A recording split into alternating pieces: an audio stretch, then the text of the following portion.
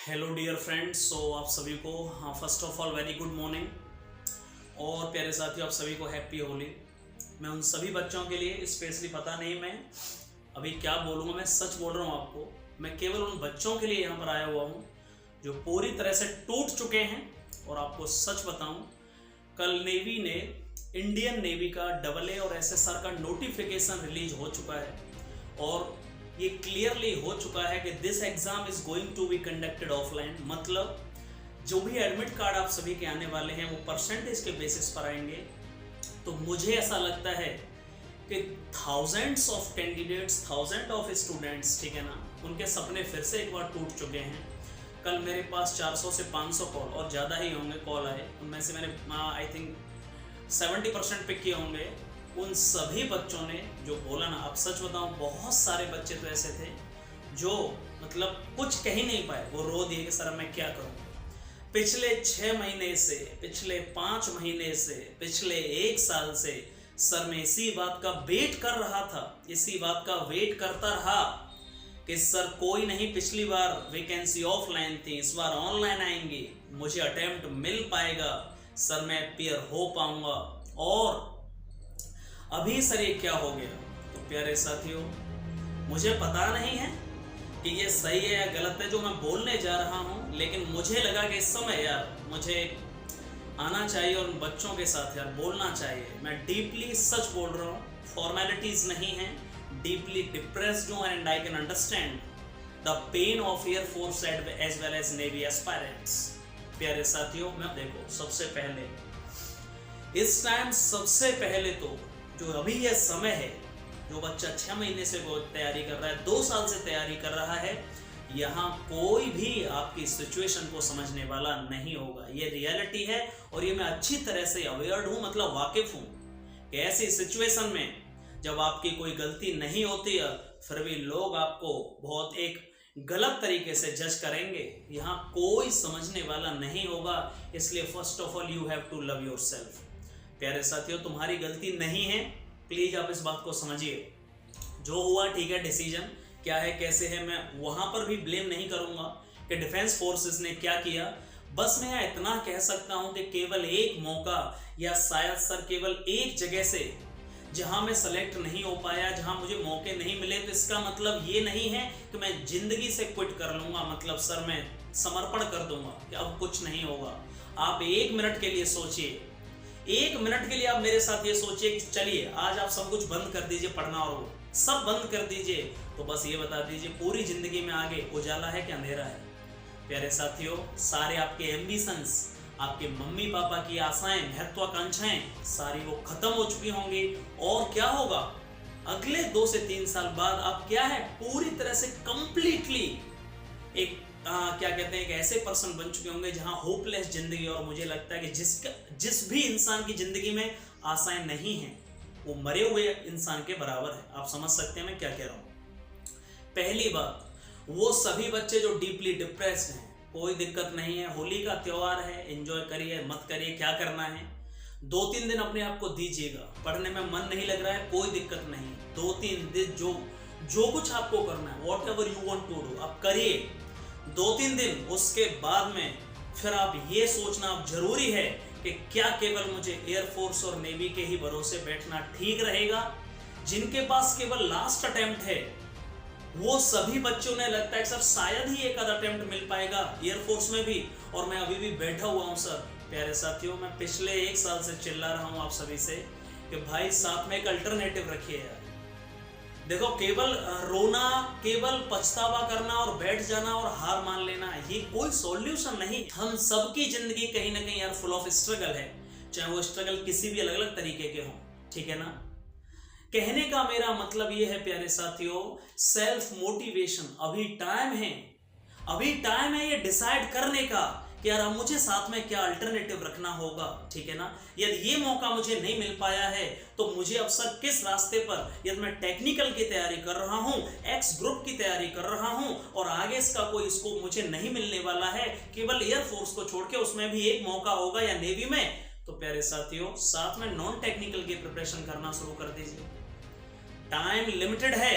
या तुम सोच रहे हो कि कोई तुम्हें बताने आएगा प्यारे साथियों या क्या करने आएगा। मैं जानता हूं तुम लोगों को तैयारी एक बड़े लेवल की थी, यदि एक मौका भी आपको दिया जाता तो आप एग्जाम को फोड़ देते।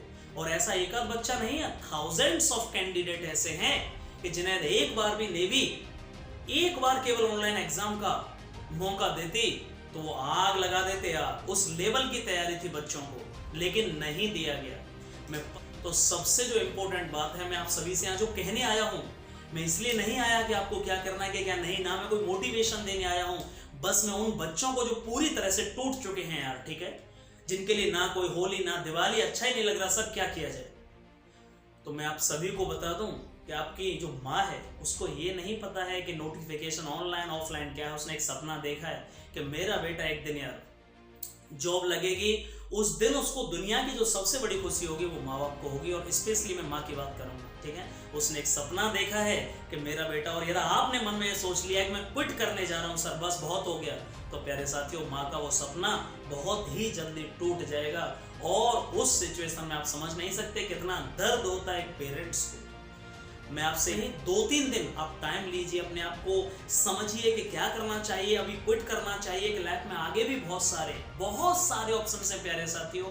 लोग क्या कह रहे हैं, पड़ोसी क्या कह रहे हैं, मामा क्या कह रहा है, कौन क्या कह रहा है यार, इतना ज्यादा मत सोचिए। जिंदगी एक बार मिली है, no you have to love yourself, otherwise no one will understand you. कोई यहां नहीं समझ सकता कि सिचुएशन क्या रही, कि मुझे मौके नहीं मिले। लोग आपके बारे में बोल रहे हैं, बोलने दीजिए, टाइम है। और इतना मत सुनिए, क्लैरिफिकेशन देना जरूरी नहीं है सबको, और ना ही दिया जा सकता है। बहुत सारे लोगों ने स्वामी विवेकानंदा, गौतम बुद्धा, थोड़ा सा उनको पढ़िए, मैंने भी ज्यादा नहीं पढ़ा और थोड़ा बहुत पढ़ा है, और उन्होंने कहा है कि यार जिंदगी बहुत ही एक मीनिंगफुल है, देखा जाए तो बहुत सार्थक है, लेकिन उससे ज्यादा फुल ऑफ स्ट्रगल है। और इसलिए हम डेविएट हो जाते हैं और वहां चीजें गड़बड़ हो जाती हैं। टाइम इसका नहीं है कि लोग क्या कह रहे हैं उस पर ध्यान दिया जाए, उनको क्लैरिफिकेशन दिया जाए, उनकी बातों को अमल किया जाए। लोग बोलते रहेंगे, लोग भौंकते रहेंगे, और तुम्हारे साथ नहीं सबके साथ होता है यार, मेरे साथ और लोगों के साथ भी। सबसे इंपॉर्टेंट क्या है कि आप इफेक्टिवली फोकस्ड हो करके, जो एक मौका नहीं मिल पाया, कोई नहीं सर अब मेरे पास वो अटेम्प्ट है, मैं उसकी तैयारी सर 100% लेवल पे करूंगा सर, मैंने ये भी फॉर्म डाला है सर, मैं इसकी भी तैयारी करने जा रहा हूँ। जो भी आपका नेक्स्ट एग्जाम होने जा रहा है, चाहे वो टेक्निकल हो, नॉन टेक्निकल हो, डिफेंस का हो या ना हो, पूरी जी जान लगा दीजिएगा। बच्चों की बात कर रहा हूँ 2-2, 3-3 साल से डिफेंस एस्पायरेंट्स हैं, और जिन्हें मात्र एक मौका भी, सच बताऊं तो एक आध मौका मिल पाया है, एक मौका भी नहीं मिल पाया। निराश होने की जरूरत नहीं है प्यारे भाइयों, मैं सच बोल रहा हूँ, एक बड़े भाई की तरह यहाँ पे इसलिए आया हूँ क्योंकि मैं समझ सकता हूँ सिचुएशन क्या है, मैं समझ पा रहा हूँ, मैं फील नहीं कर पा रहा हूँ, लेकिन मैं समझ पा रहा हूँ। बाकी तो यहाँ कोई समझने वाला और लोग नहीं है, मैं इस चीज से जुड़ा हुआ हूँ, इसलिए मैं समझ पा रहा हूँ कि एक दर्द क्या होता है, कि एस्पायरेंट का, एक मिडिल क्लास के बच्चे का जो तैयारी कर रहा है, जहां घर वाले भी उसको समझने वाले नहीं है, बाहर वाले तो बिल्कुल भी नहीं है, और उस समय पर उसे केवल और केवल बस ज्ञान दिया जाएगा, अगर तुम कुछ नहीं कर सकते, तुम ये नहीं कर सकते। अरे भाई, उसे करने का मौका कहां दिया गया? कर तो वो बहुत कुछ सकता था। सिचुएशन, जब अच्छी सिचुएशन आपकी होगी, अच्छा समय होगा, तो थाउजेंड्स ऑफ लोग आपके साथ खड़े होंगे, हजारों लोग खड़े होंगे, सब लोग आपके पीछे होंगे, ठीक है, लोग आपकी तारीफ करेंगे। लेकिन उसके पीछे जो उसने स्ट्रगल देखा है, या उस समय जिस समय वो स्ट्रगल से गुजर रहा था, एक मिडिल क्लास का स्टूडेंट स्ट्रगल से गुजर रहा है, उसका होली पर घर जाने का मन नहीं करता है कि क्यों जाऊं। माँ से प्रॉमिस करके आया था कि अगले साल मैं तैयारी करके और नौकरी ले लूंगा। अब माँ को कैसे बताऊं, जब बुरे समय पर आपका किसी ने आपका साथ नहीं दिया बुरे समय पर, तो आप समझ लीजिए उन लोगों की परवाह करना छोड़ दीजिए जो आपके बारे में क्या कह रहे हैं। उनके बारे में क्लैरिफिकेशन देना, उनके बारे में सोचना, लोग क्या कहेंगे, तू ये नहीं कर पाया, कोई दिक्कत नहीं, मेरा टाइम आएगा, मैं तैयारी करूंगा, मैं क्विट नहीं करूंगा, मैं हथियार नहीं डालूंगा, मैं अपनी माँ और पापा के सपने को पूरा करके दिखाऊंगा।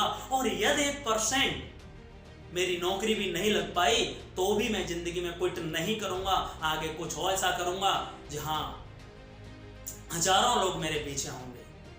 प्रैक्टिकल रहना है। प्रैक्टिकल का मतलब मैं कहना चाहता हूं कि प्यारे साथियों, कोई भी एक ऐसी चीज डिसाइड कर लेनी है कि सर हाँ, मैं इस एग्जाम को देने जा रहा हूँ, कोई मतलब नहीं डिफेंस का है कि नहीं, और अभी मेरा ये टारगेट है और मैंने टारगेट सेट कर लिया, सर अब अगला क्या करना है, कैसे करना है।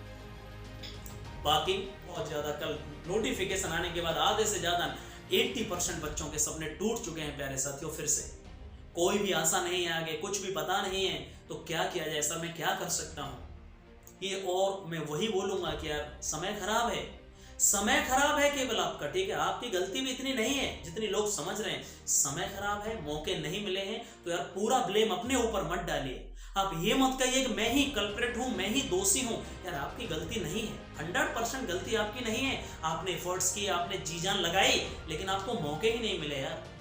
समझ रहे हो कि नहीं? तो यार थैंक यू सो मच। और पता नहीं मैंने क्या बोला, तो प्लीज यार कुछ गलत बोला हो मुझे माफ करिएगा। एंड यार लव यू ऑल। जय हिंद, जय भारत।